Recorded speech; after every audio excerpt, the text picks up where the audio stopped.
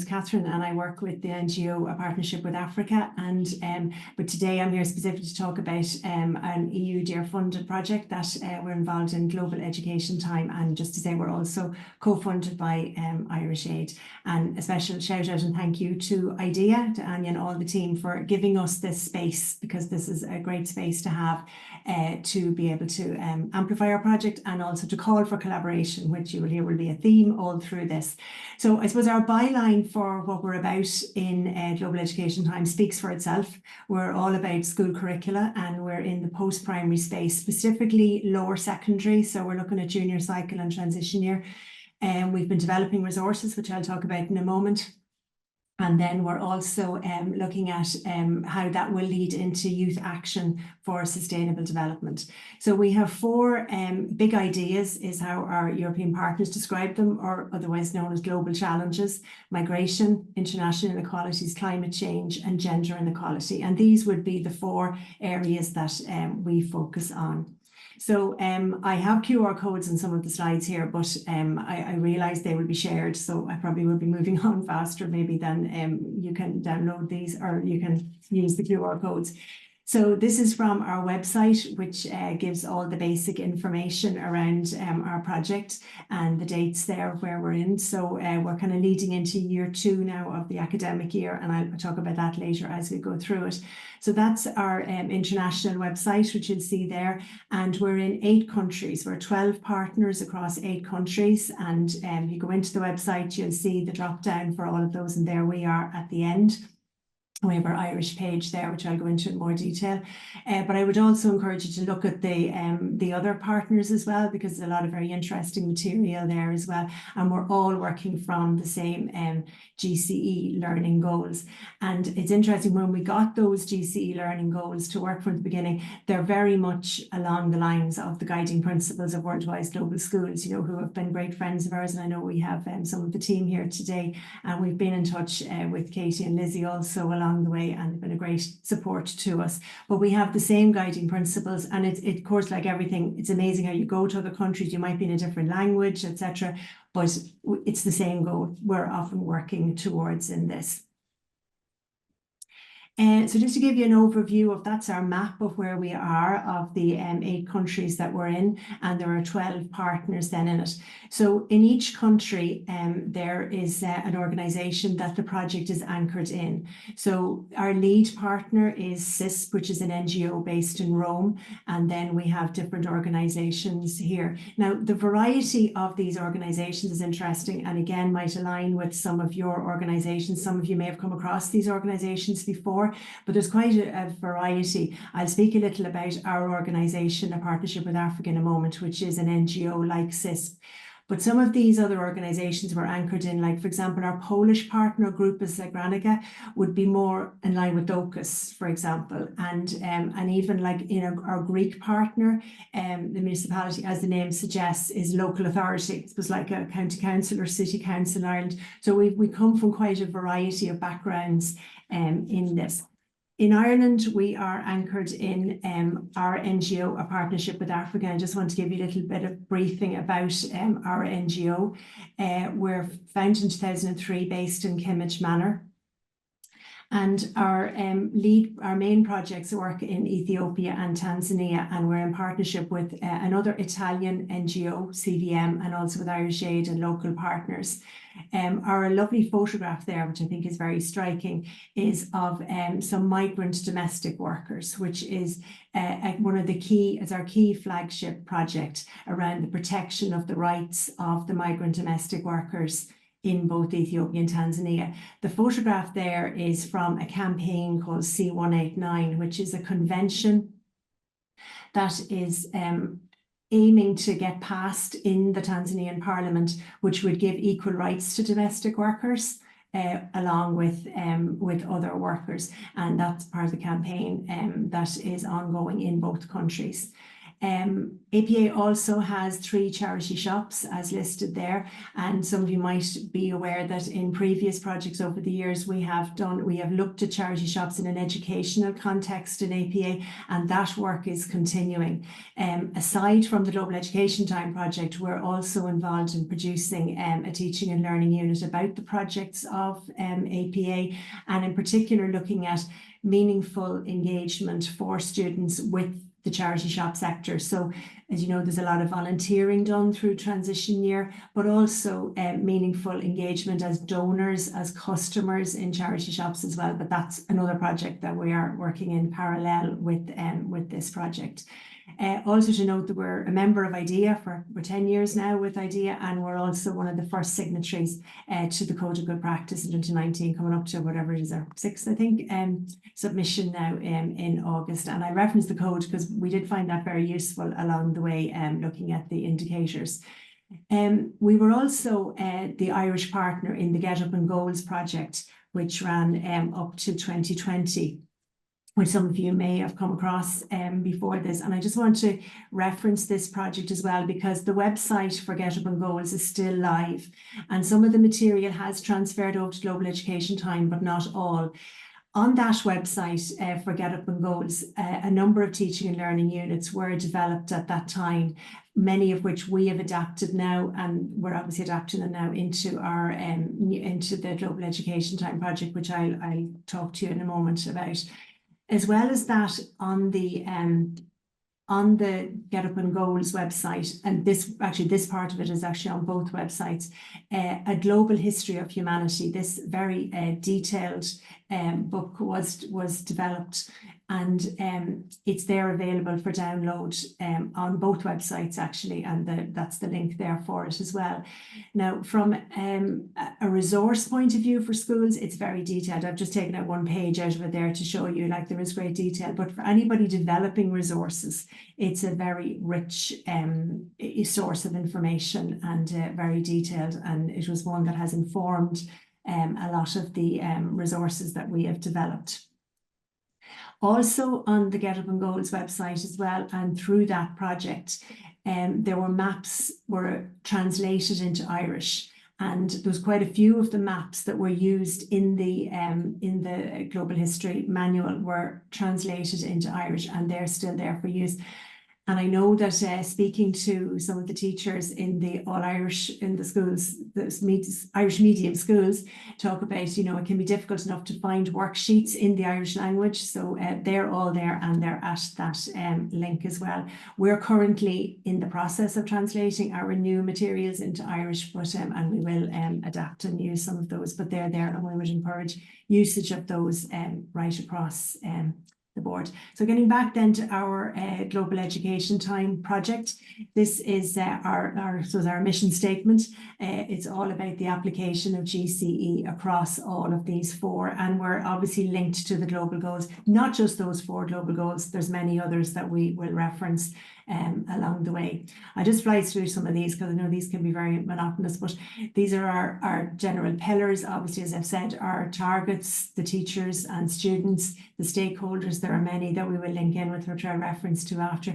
The results, I suppose, is the key thing.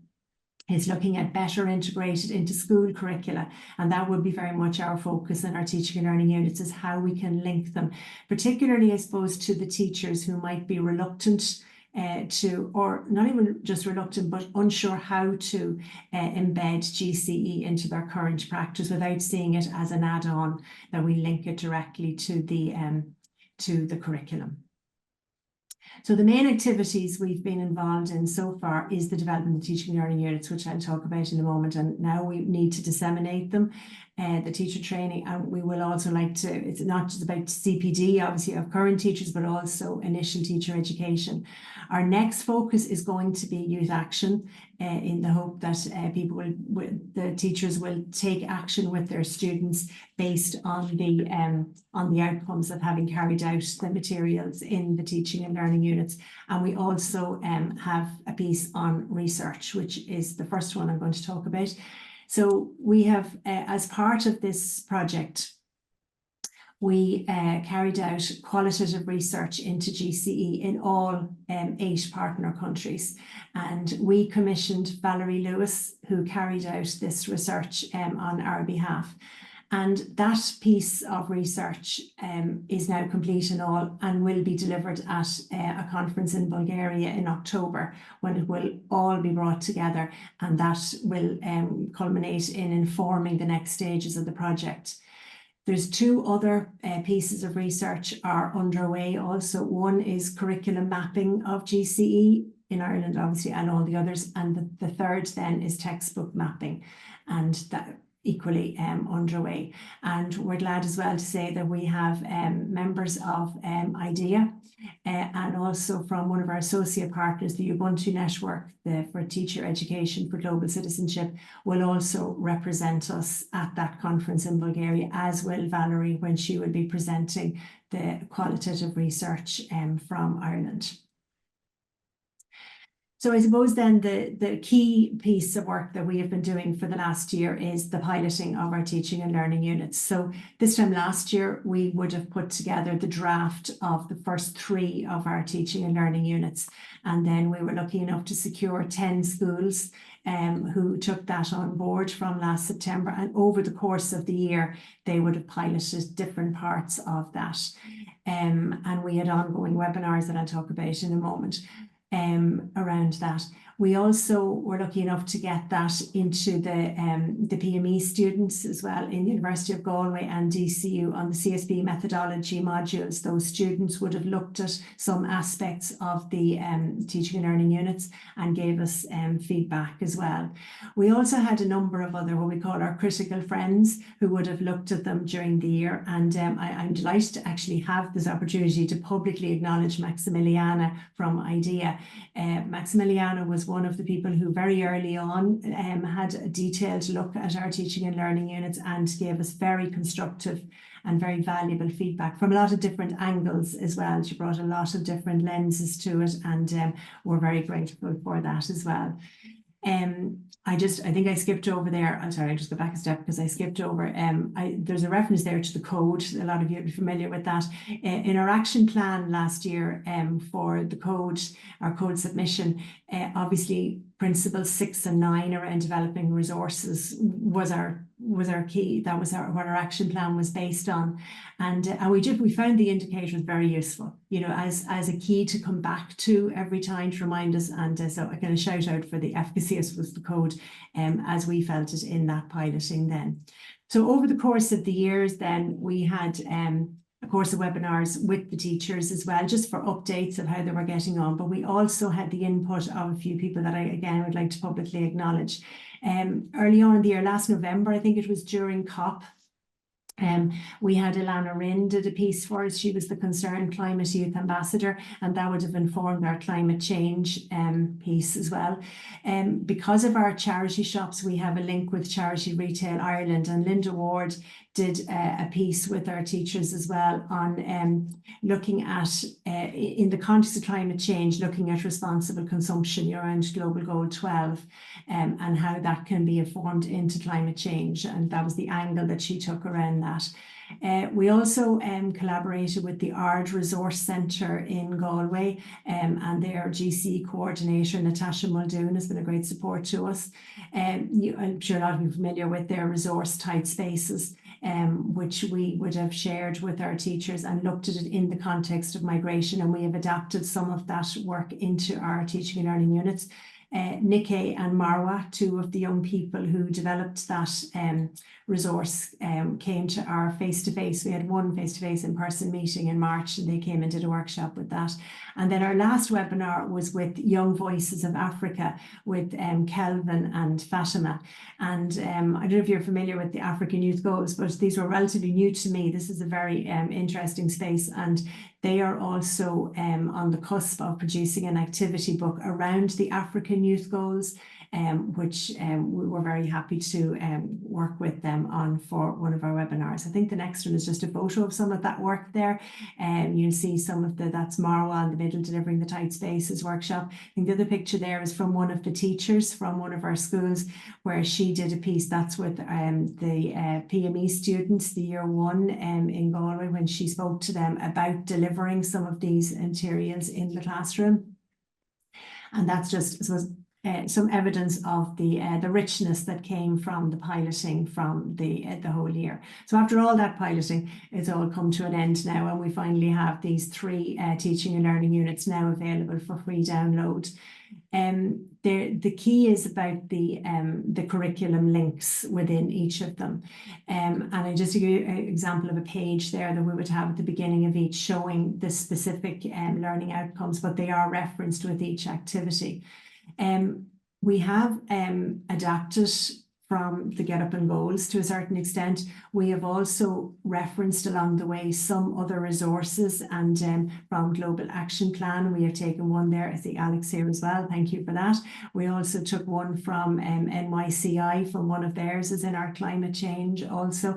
And I think we mentioned about Tight Spaces. So we've had some collaborations as well around these. The 3 subjects, just to say, of history, CSB and geography, the reason for choosing those is because they are common to all our 8 countries. All 8 countries have a lower secondary subject that links in with those 3. So again, all our learning outcomes are, when I say learning outcomes, I mean the global education time learning outcomes are common to all countries, and those 3 subjects are common to all countries.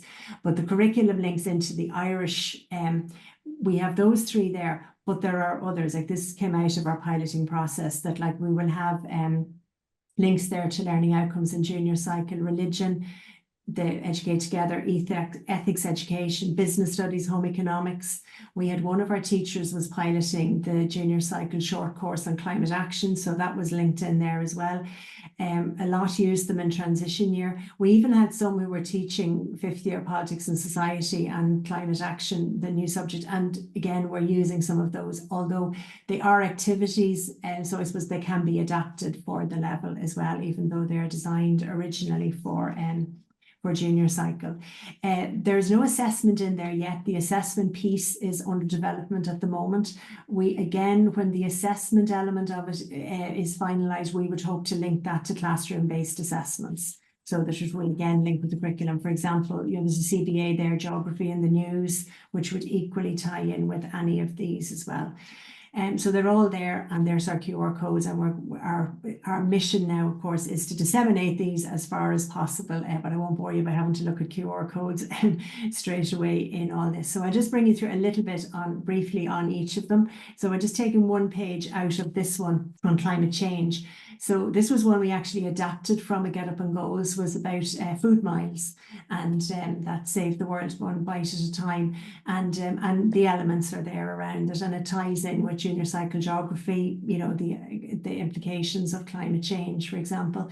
Just one other collaboration to mention as well, just there at the bottom, you might see it references as well a project which was an Eco-UNESCO Young Environmentalist Award project, Green Means Go, about labelling systems. And we've had a great collaboration as well with Sarah and all the team in Eco-UNESCO, where we have used some of the finalist projects from last year, and we have referenced them through this as well. And we will be using a lot of those as inspiration for the youth projects as they go through next year. In our international inequalities, we just linked this one to CSP examining a case study. So there's you know, for example, the 2015 equality marriage referendum. That's the other reference there. Equal Opportunities, the Disability Federation from 2022, looking for equal disability rights. The one at the top is from 1968. It's about it's a gender issue, and again about the use of media and how that might have changed. So that's again how we would link it into the CSPE curriculum. And then I just took one for history out of the migration one, and of course one of the learning outcomes 2.7 there is about the famine. And again, one of our resource sheets there compares the famine of 1847 to the Sudan famine of 2024. And this links into that about roots in the past, which is one of the goals of this, one of the GCE global goals, one of the GCE goals of the GET project. And I just want to finish this section on taking this particular case study, because this is from the Gender Inequality TLU, which is not complete yet, but is under development. And I just want to bring it back to, individual case studies. So I was mentioning at the beginning about the APA flagship project about the domestic workers. And we have these two case studies of the story of Hadija and Zuena.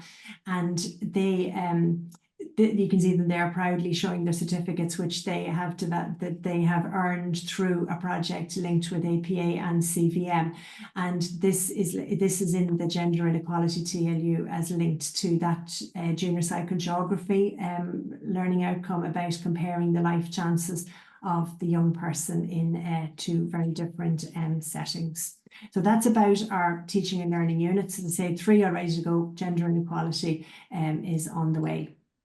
So just to come back then to our website, we have a news section on the website, which we would encourage all of you to get in touch with us. We'd be very happy to share anything that's happening in the whole sector. You'll see there we would have mentioned about the Global Voice for Humanity Award with IDEA. We've mentioned that one, and then obviously we're promoting our own projects as well, but we would like to open this up to more. We also have a library on our website as well, where we will be putting in all documents and anything that is relevant to the sector. We will share that, and that will be shared, of course, across all of the 8 partners. And then there's social media, and we would ask you, of course, to follow us, but also our partners as well on social media.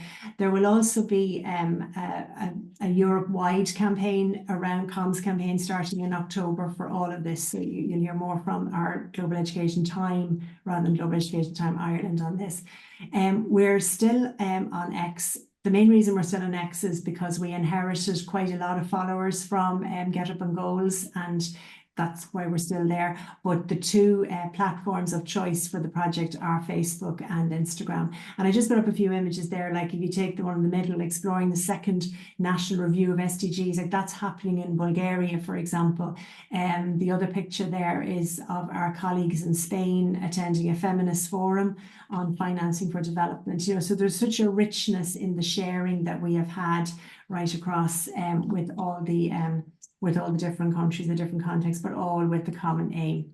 So I'm coming to the end now, you'll be glad to know. I suppose our focus for year 2 now is, as I've said, the gender inequalities, the assessment piece, and we're getting our worksheets available at Las Gaeilge.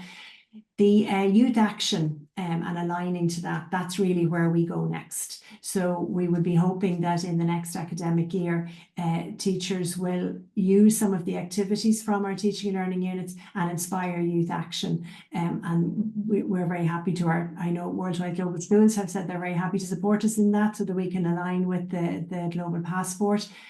We also have our alignment with the Young Environmentalist Awards, but we're open to any other collaborations as well to proceed with this about youth action. We also have secured the input of, again, Natasha Muldoon, who is a youth worker with the Ard Resource Centre, who worked with us on the resources, but is also going to help us in relation to youth action as well and to inform us there. We have a kind of a long-term plan then beyond that for guidelines for those teachers new to or reluctant to tackle GC in the classroom. That's on the back burner. We definitely plan to do that as well. And we look forward to hopefully encouraging more to get involved. So I suppose what I'd ask is that to keep in touch with us, that if you can share our teaching and learning units, that would be great. Following us, use our news section, use our resource library. And if you have any ideas for collaborating with us on the youth action, we'll be very happy with that as well. I just want to give a thank you to a shout out to all various people who have collaborated and helped with us there. I think I've got to mention them all, and if I didn't, I'm sorry. Our two associate partners are Ubuntu and DCU, the Centre for Human Rights and Citizenship Education, and they have been very directly involved in our research piece. And I definitely think I've talked a lot longer than I'd intended. But I just finish on that. That's all the logos of all our partner associations as well. And I would be very happy to, if you got in touch with us, that's my email address. And thank you again to IDEA for this opportunity, and thank you for your attention as well.